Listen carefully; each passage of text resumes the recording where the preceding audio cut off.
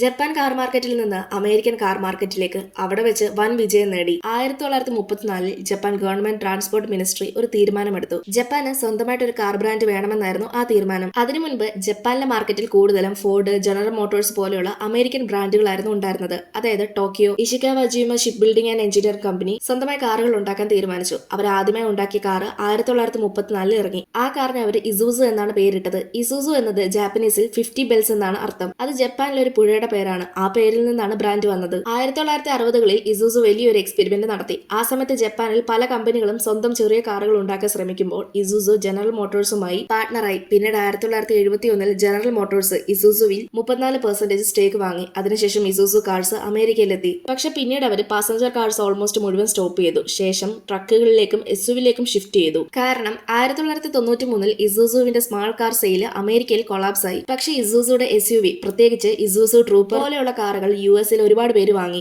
എന്നാൽ 2002 ആയപ്പോഴേക്കും ഇസൂസുവിന്റെ സെയിൽസ് ഒട്ടും ഇല്ലാതെയായി. ട്രക്ക് മാർക്കറ്റിലും കോമ്പറ്റീഷൻ കൂടി വരികയായിരുന്നു. 2008 ഇസൂസു മൊത്തത്തിൽ പാസഞ്ചർ വെഹിക്കിൾ അമേരിക്കൻ മാർക്കറ്റിൽ നിന്ന് ക്വിറ്റ് ചെയ്തു. പക്ഷെ കൊമേഴ്ഷ്യൽ ട്രക്സ്, ഡീസൽ എഞ്ചിൻസിൽ ഇസൂസു ഇന്നും വേൾഡ് വൈഡ് ടോപ്പാണ്. പക്ഷേ ഇന്നും ഇസൂസുവിന്റെ ഡീസൽ എഞ്ചിൻസ് വേൾഡ് വൈഡിൽ തന്നെ ബെസ്റ്റ് ക്വാളിറ്റിയുള്ള എഞ്ചിൻസ് ആയി കണക്കാക്കപ്പെടുന്നു. നിങ്ങൾക്ക് ഇസൂസുവിൽ ഏറ്റവും ഇഷ്ടമുള്ള വാഹനം ഏതാണെന്ന് കമന്റ് ചെയ്യൂ. ഇതുപോലെയുള്ള കൂടുതൽ വീഡിയോസ് കാണാനായി ചാനൽ സബ്സ്ക്രൈബ് ചെയ്യാനും ഇൻസ്റ്റഗ്രാമിൽ ഫോളോ ചെയ്യാനും മറക്കല്ല്.